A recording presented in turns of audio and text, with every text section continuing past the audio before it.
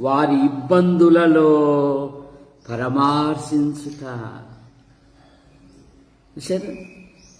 బల్జిలై దావీదు అరణ్యములో ఉన్నాడని తలంచి ఏం చేశాడు? ఆహారం పంపించాడు దావీదునకు. వారు తలంచారు.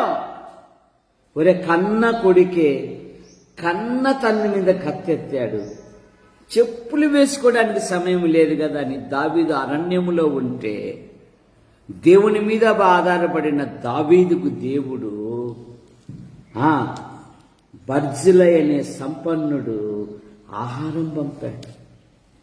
యేసు ప్రభువారు కూడా మత్తయి సువార్త 25వ అధ్యాయములో గొర్రెల గురించి ఏమంటున్నాడు?